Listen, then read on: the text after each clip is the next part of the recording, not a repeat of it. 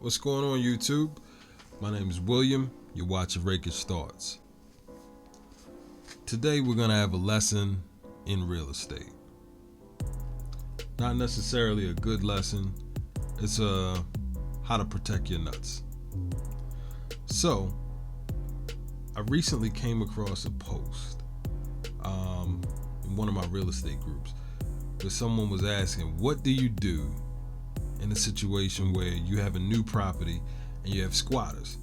Basically, you got, a number of people who are living in the property. They refuse to pay you. They have no intention of paying you. They refuse to leave, and they're probably trying to take over the property in one fashion or another. And I saw a response. Before I said anything, there was already a response there. And the gentleman said, some problems require a lawyer, some problems require a goon. Truer words were never spoken. So, squatters. I got two stories for y'all. I have a tendency to deal with squatters directly. I myself have dealt with squatters and people who just generally didn't want to pay many times. I have a lot of experience with squatters and removal of squatters. So I have two stories to kind of illustrate the light and dark side of what can happen when you have squatters. First story is gonna be the light side, but you gotta follow me because it doesn't start off light at all. It starts off really, really weird. Now, this situation didn't happen to me directly. It happened with a property that I ended up taking over management of down the line. A property management company that I was working with, they had already addressed the issue. But it's just such an interesting case. I just had to talk about this. So here's a scenario. There's an out-of-state owner. We'll call him George. So George buys this property. He buys it pretty cheap. He finds out, hey, you know what? This property is in, rentable condition. It's great. All I have to do is put down my money and I'm going to be cash flowing positive, instantly. So, he doesn't know the market, but he's excited at the prospect of all this free capital coming in. So he's like, yeah, you know what? Yeah. I'm going to buy this property and I'm going to get a property manager and I'm going to get them to come down there and manage it because I'm not around. Boom. So George buys the property and he hires a property manager. Says, hey, Mr. Property Manager. We'll call him Fred.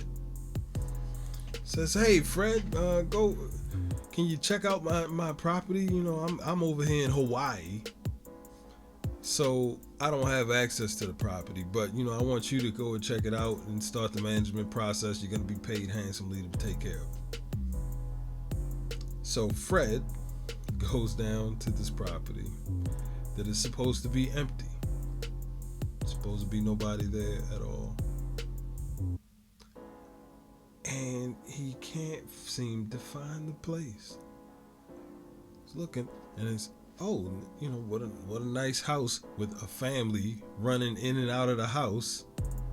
There's curtains in the window and TV's on and music playing, and clearly the electricity is working. And this is not the empty house I'm here to see, because it's full of people. Well, guess what? He's in the right place. There's people living there, and they seem to be nice people. Let's rewind a little bit so that we can kind of figure out how this happened. Now, maybe about 4 or 5 months earlier. A nefarious gentleman came along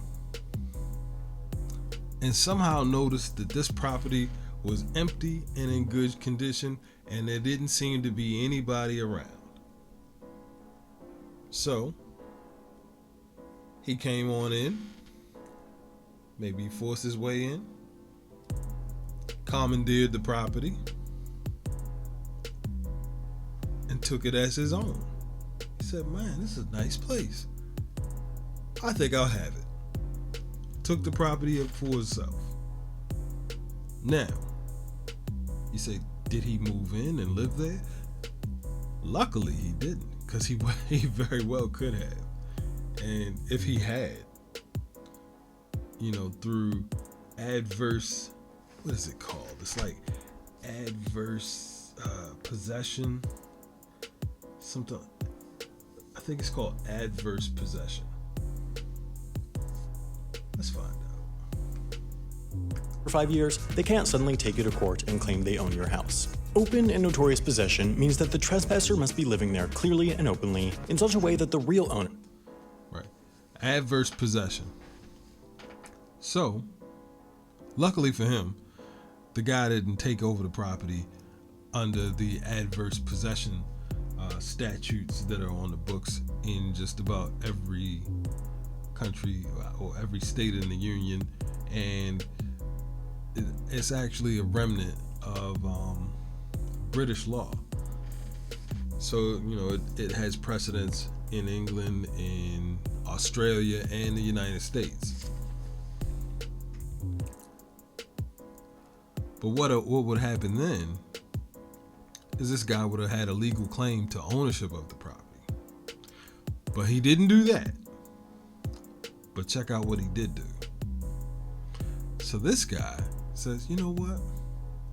I'm going to be a landlord.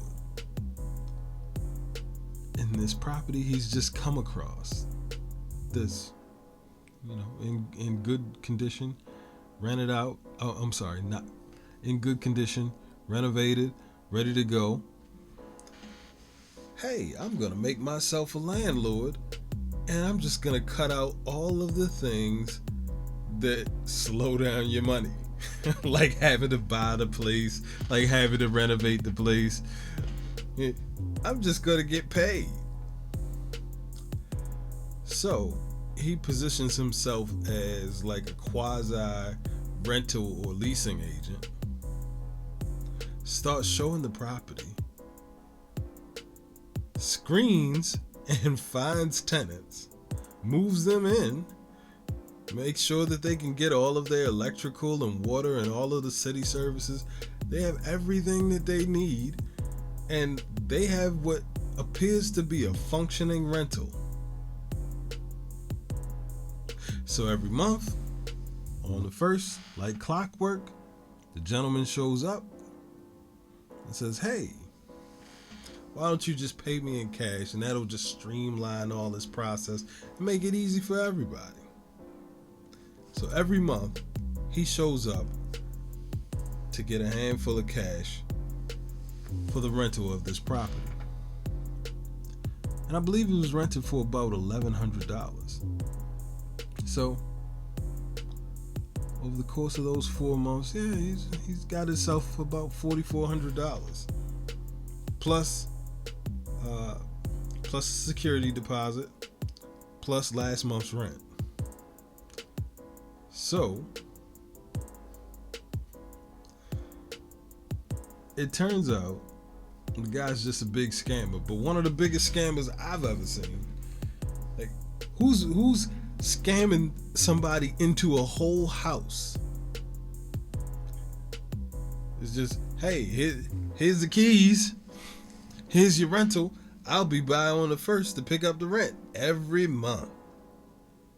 So, when Fred comes in to see what's going on with this place, it's like, oh my God, there's actually a guy posing as a leasing agent collecting this rent every month.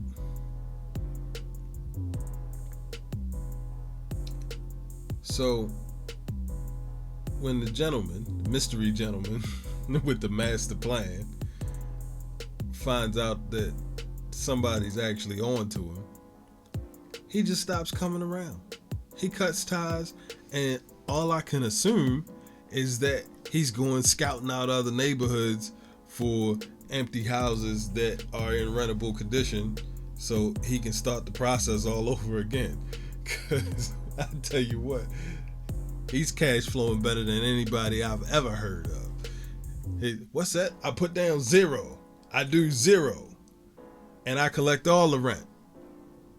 No, there's no mortgage. No, I had no expenses. I'm just collecting rent. So, what do you do in that case? As the new property manager, Fred is kind of stuck. So, he could try to remove this quasi-tenant. But, they were paying rent to who they thought was the real leasing agent. They thought this was the real property manager. I wonder how common this is. There's only one I ever heard of. But, it's gotta be more. Why not? Why not? So,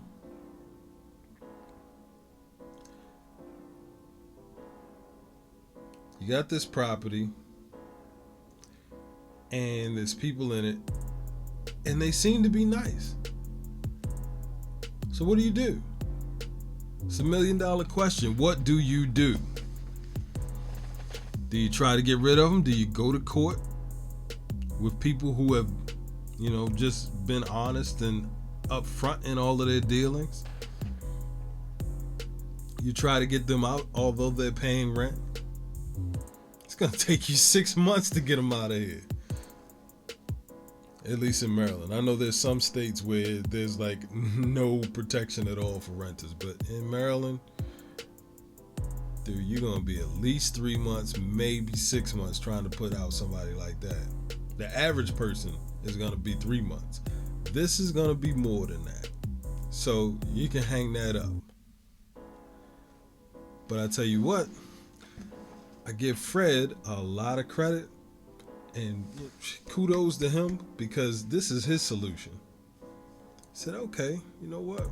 Let me legitimize them. Let me take their credit application and, take their information down. I'll give them credit for what has already happened to them, and I'll just move them in and start servicing the property. Good work.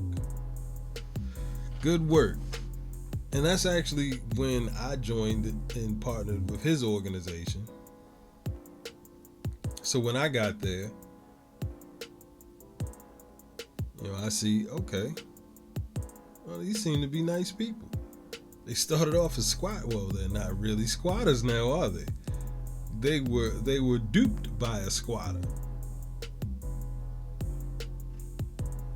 And so, there was a couple of repairs that needed to be made, things that needed to be fixed up. We fixed those things up, and they were good tenants. But in all actuality, they began their existence as secondary squatters, because the first squatter decided that he wanted to be in business. So he just squatted and then rented out the property he was squatting in. Crazy. So that story turned out pretty good.